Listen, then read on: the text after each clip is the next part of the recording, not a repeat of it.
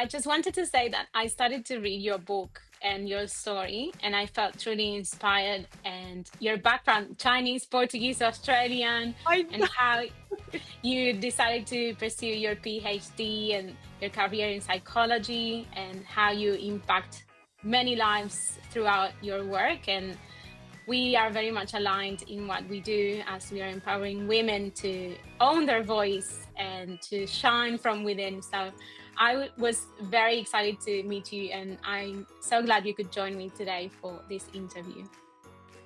Thank you, Solange. It's a real honor. I've really resonated with your work. And I think as women, we are the heart of culture in every culture. We, in many ways, are responsible for the making of culture, right? When we give birth to our children, we set the norms, the behaviors, the values, and we spend so much time crafting that culture. And we don't really realize how much we are culture shapers. We continue to shape culture. And when we go into the workforce, we bring our uniqueness of our lived experiences. And this is why I wrote the book, because I really wanted to encourage women to really know that they are leaders already, that they have a unique contribution to make in every society. And when they truly own their voice and step into what they're here on earth for, that kind of collective uplifting of everyone, that completely changes a whole community, a whole society. So I think as women, we've got so much to contribute. And so when I saw your LinkedIn post and what you're doing in daring women to step up into that platform, it just really spoke to me. So I was just so excited to meet you. And I think collectively, we can all just really encourage each other. Definitely.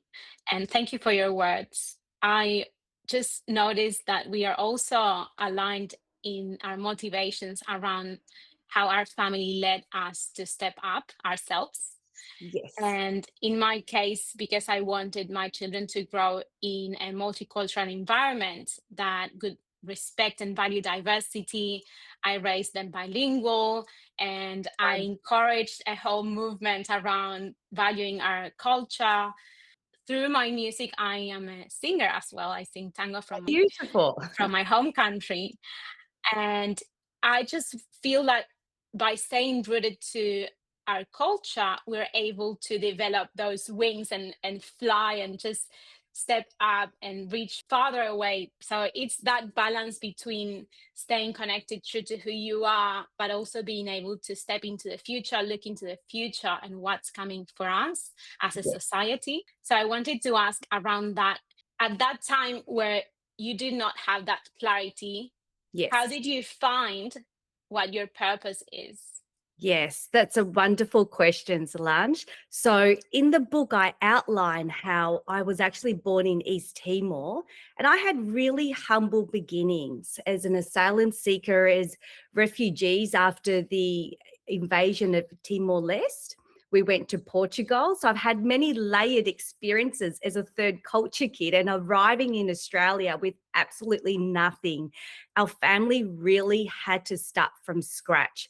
But it was those values that my family instilled in me, the values of love for people, of honoring them, of, doing your best. And I share that in the book, that the cultural frames in which our family gives us, the way that we interpret our world, interpret our experiences, and especially interpret setbacks, they many ways form us. And we're always living with values, what's most important to us. That's the organizing principles around our lives. And that every day we're building this life story.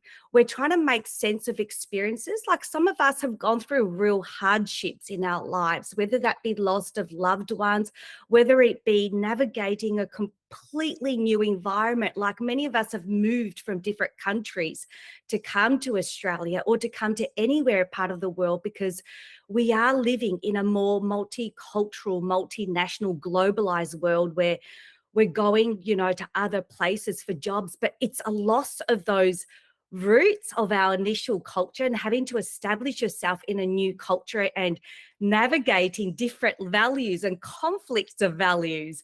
And so we're always living with this temporal self that I talk about in my framework, which is the cultural identity blueprint, cultural line. We're living with this past, present, and future. And we're always making decisions based on our past, what might have held us back, or what might have given us resilience. And we're living in the present moment thinking, how am I going to navigate to my ideal self? Like whether it be building up a more confident self or going for a business that will provide income for the family, or excelling in a job. How do I always climb to be a better version of myself? So I capture that in Culture Aligned because I think the self is always dynamic. We're always reinventing, evolving based on our experiences and interpreting, what does this mean for me now? How do I navigate into the future with what I've experienced? And for migrants like myself and yourself, Solange, with our families, how do I build a future for my children that captures what values we have as a family as part of our cultural background? How do I preserve that? But then how do I set them up so that they can thrive in this culture with different values? And so that's what I really wanted to do for my own girls. So when I also had a lot of women coming to me to say, I've, I've left my job, I've had a baby. Who am I now? Like, how do I live a well-lived life? I had a lot of women coming to me feeling lost in themselves. How do I love myself now that I feel like my identity is defined by different things? And especially when you lose a job as well, and your whole identity has evolved around work, it's really hard for women to reinvent. So that's why when I did my research on the cultural, dimensions of the South, how we differ cross-culturally, and how the life story actually gives us meaning and purpose. And it helps us to organize meaning around the experiences we went through. I thought, I need to write this book. First of all, to women, because that really resonates with me. I really want to uplift women, but I realize that the frameworks I've introduced of story compass, that's actually the structure of identity. And then Culture Align helps you to understand the foundations of your cultural background and the dynamic self, your temporal self of past, present, future, and as well as your intersectional identity of language, background, of your peers, your family, ethnicity, your political persuasions, your passions, your occupational dimensions, how all that together make up the self that we have, and it forms the identity that people interact with us, our cultural identity. And so then I realized that the frames we build over time, how we see the world, how we actually on a day-to-day basis take action to form ourselves. Like if you think of the way that we're framed, we have a body, right? Think of a house, it has a foundation, and that's Culture Aligned. And then we structure through the story we're making, that story compass that I talk about in the book. And then we build the frames that becomes like a house. And within a house, like you have windows that you see through, you have doors that you walk through. And eventually, the way that you keep seeing life, the decision you make, the actions you take form a life frame, because they set the mindset you have in life. And through many hours, like I have worked with just thousands of people in over the 25 years of psychological practice, I started to see patterns of, you know, why do some people thrive and why do some people get really stuck in life? And then through my research, looking at cross-cultural differences with Singaporean Chinese and Malaysian Chinese, comparing that to European Australians, looking at cross-cultural differences and just surveying all the literature around the world with research in cross-cultural differences in life stories and how we're co-constructing a life with our culture, I started to realize these are actual frames that people have. And the frames in which you choose to interpret life, they eventually build up the life frame you have. And that is what determines whether you succeed or whether you don't. So, back to your question about how do we position ourselves with our cultural background and how do we succeed and how do we enable our family to succeed and instill the values with our children? We do that through life framing. We do that through helping our children and ourselves situate, where am I in the story of my life? What foundations am I building for myself and for my children? What am I feeding them? Because we need an anchor in life, and this is our values of what matters most to us. And we instill that in our children. And then we think, how do we structure our lives and how do we become role models for our children? And then how do we shift? How do we reframe and form the frames in which we gain success? Because ultimately, that is what shapes our life. And when you shape your life, you concurrently shape the culture around you. It's like when someone walks into the room and before they were struggling, but they brighten up, you think, what happened to you, right? Because what happens to each person is felt by the people around them. And that's the shaping I talk about in the dance between culture and self co-construction. I know they're big terms, but what it basically just means is that when we're building ourselves, we're also building the cultures around us. And the choices of words we use, they completely change everything. And if you think about for each of us, so I introduced the default mode network, which neuroscientists have found is so powerful that when we're at rest, our brain is always stitching together our identity and the story of our lives. And so when we feed our minds stories of hope and resilience, we're stitching together a story of who we are. We're building ourselves, building what we call in psychology perspective thinking, bridges to our future self. So the words we use, the narratives are so powerful. And that is why I wrote the book, to communicate that, especially to women, because we are very harsh on ourselves. We on a day-to-day basis judge ourselves very critically. And sometimes we can have a negative story where we keep putting ourselves down and we never rise to that point where we just break free and think, I'm going for it. I'm loving myself and I'm going to just, cheer myself on for the next goal and the next goal.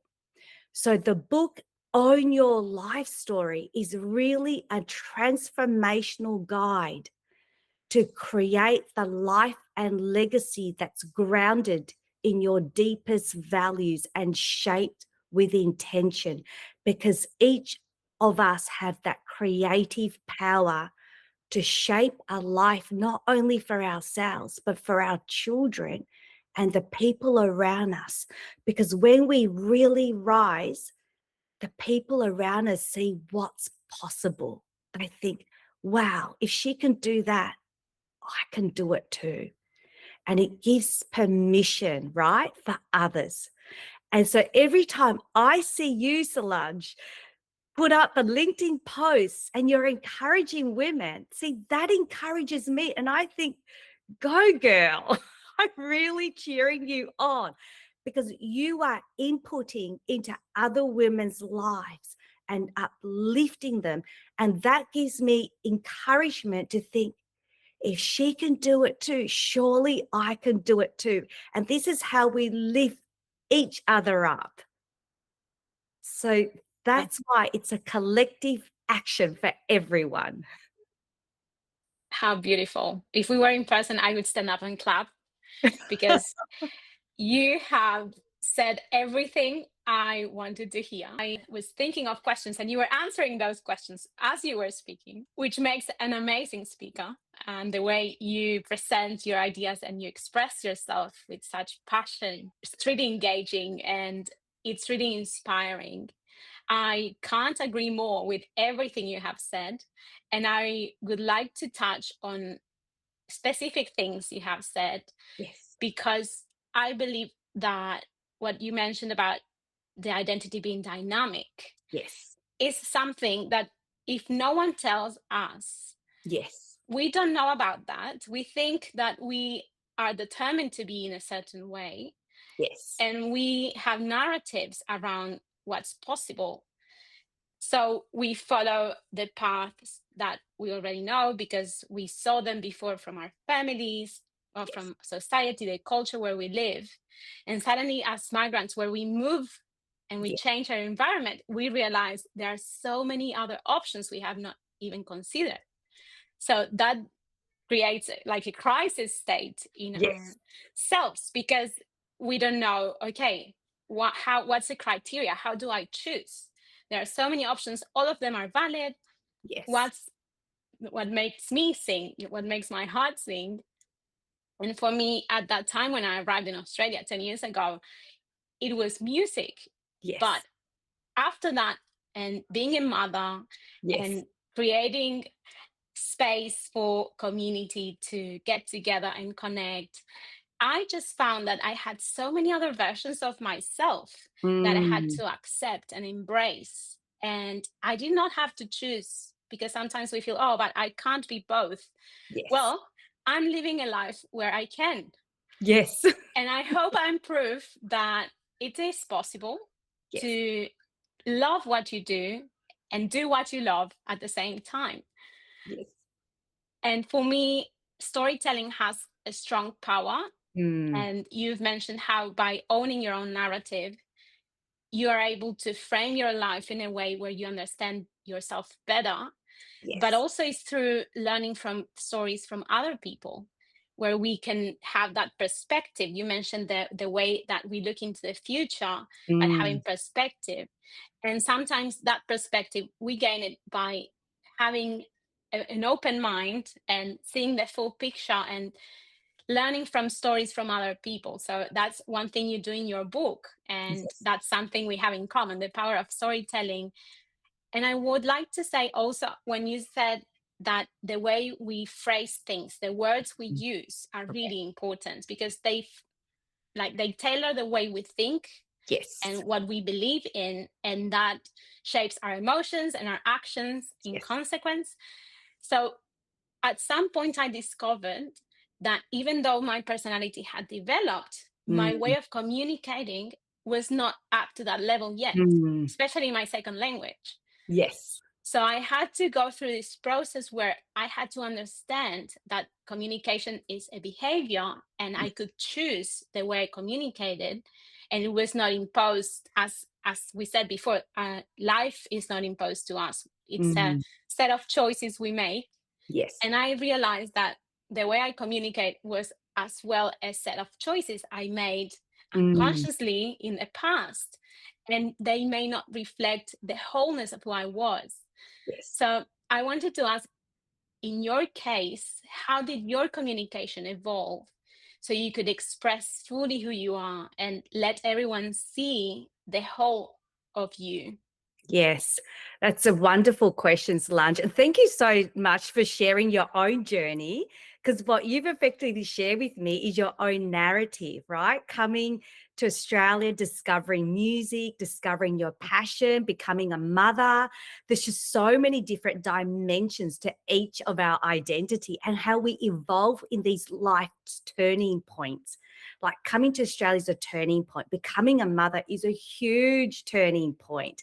And it's in these life transitions that we really do examine our narrative, because then we start to think, hang on here, I don't want my children to have this sense you of being stuck, how I, in my own journey, have felt in my own life, or to have them limited by certain kinds of belief systems. So that was actually a huge turning point for me when I became a mother. I went deep within myself, and it is a process, I have to say. For most of us women, it's that everyday kind of decision and experience that we have, that we decide, I want something to change.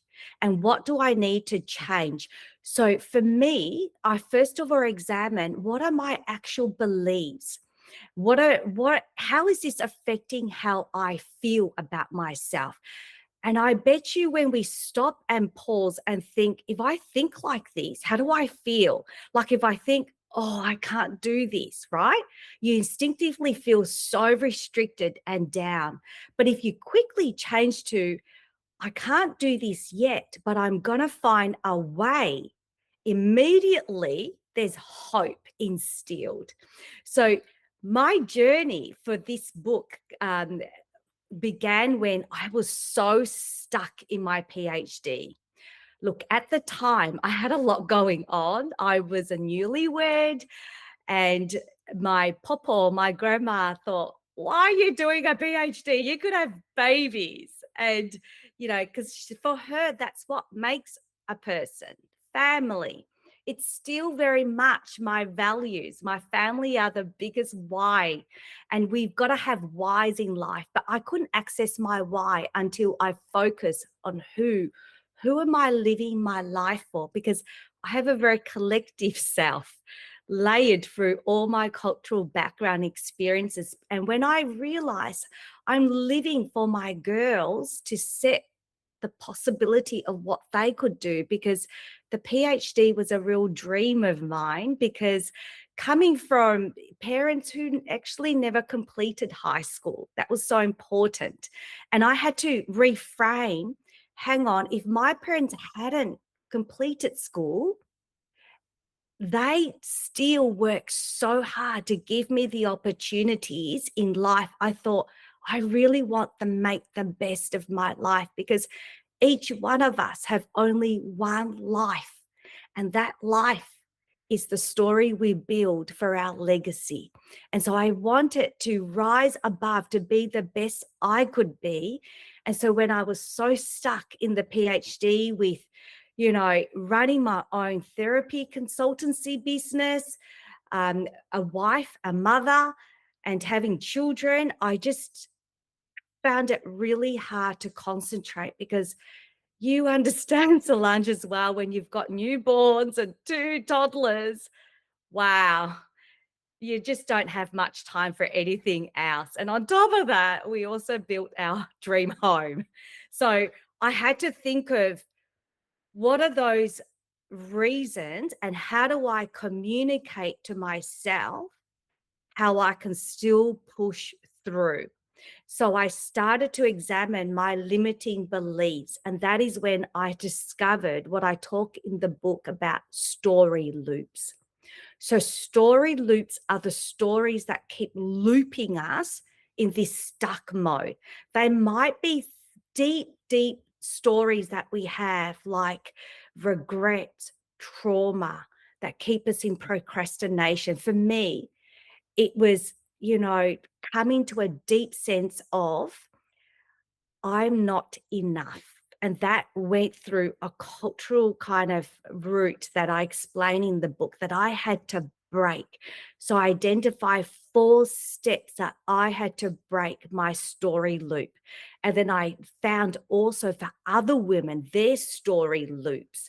And so when I broke my story loop, that and a company was using the story compass framework was when I broke free and got aligned with my passion and my purpose, just like you felt aligned with your passion.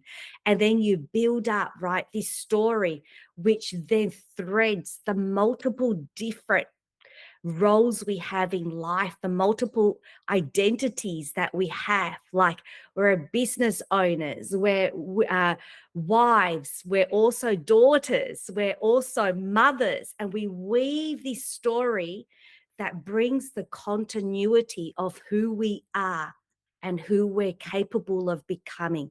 So once I actually release the limiting beliefs and stop my story loop and really got into anchoring myself in my values and created this new story and kept communicating that in my mind. Like I literally every day have a mantra of what I say to myself using words. And it's these words that form our reality. And when we keep speaking to ourselves in an uplifting way, we start to believe. And it's that belief in ourselves that is powerful, that builds the bridge to our future self, because words create our realities. So it's communicating to yourself, because what we say to ourselves is what unlocks our future and our present to get into alignment and to tap into a profound energy that we didn't realize we were capable of. Like, for example, I launched the book last month and then the next day spoke at Microsoft at a keynote on the cultural identity blueprint, and then appeared in podcasts and also wrote 2 articles. On top of that, I ran 28 kilometers because I'm training for the London Marathon to raise funds to help impoverished children and families with compassion. So I did not realize I was capable of doing all of that thing until I actually anchored into the story that I'm creating for myself, because I realize that life is really short. And I really, truly want to make my life count and touch as many people as I can and lift up as many people as I can. So I'm living with intention, like running the London Marathon next week. Actually, I'm leaving for London, is to fundraise 10,000 for compassion to help children and their families, lift them out of poverty. And with the book, I'm aligning with a Lola Foundation, because that's a heart of helping families, women and children, and lifting that up. And so everything I'm thinking of doing now, I'm thinking very intentionally, how do I lift up the people around me? And then how do I walk a walk that my children will be proud of? And how do I write the story of my life that continues on even when I depart Earth? Like we all have a time, right, where we will leave this world. But stories that I found from Stephen King, stories speak through generations. They are like telepathy. The story I leave behind now gets read by someone, you know, into the future when our books survive us. So this is why stories are so powerful. And I would say to each one of you listening, start to think of your own story. What kind of a story do you want to live? What kind of a story do you want to create? And what kind of a story is your legacy? And that is the truth of each of our lives, the values we bring, how we touch others. Because I'm not chasing impact. I'm actually wanting just to build a meaningful life that uplifts others. And I realize when we do that, that is meaning made visible is impact. So it's a byproduct, right? It's like we're not chasing for money, But what we want to do is build an aligned life that benefits others, because the income is the byproduct. Because when people resonate with what we're doing in the world, they would invest. So, can you see how it's a real flip of all the narratives? We're grinding so hard each day, but for me, it's about, how do I live out my story to help as many people? And by doing that, everything else will follow. Because for me, it's the pursuit of love of people, love of cultures, and truth, understanding, and connection. That's always a pursuit. And what we pursuit in life starts to define us. Thank you very much for sharing. You have such a profound way of looking at life. It is really inspiring. And not only that, but also empowering to start building the life of our dreams. And as I always say, a dream without a plan is just a wish. Yes, I So I agree. would also encourage, and that's why for the Daring Collective, it's empowering people to own their voice, to inspire the change we want to see in the world, and to create that change for us, for our families, for our communities. We need to be aligned with who we want to be in the first place. So when I hear your story and all the things you have unlocked through the book, I can't wait to see what's coming ahead for you. And I wish you all the very best. I would love to meet you in person. So I hope you come to Brisbane to launch your book in person. And I would encourage everyone who's been listening to this interview to get in touch with Lydia and to buy her book. I can't wait to finish reading it. And I would like to thank you very much for all the wisdom you've shared with us today. Thank you so much, Solange. It's a real honor. Thank you for allowing me to share with you on your platform, because I'm so deeply touched by what you're doing in your life, in your world, because it's touching other worlds. I just really want to thank you and encourage you that your own life story, like you're a woman who's owned your life story, and you're making a difference in your community and in the world around you. So thank you so much. It's a real honor. And I love your story as well. And I'm always cheering you on. Mm, Thank you thank so you. much.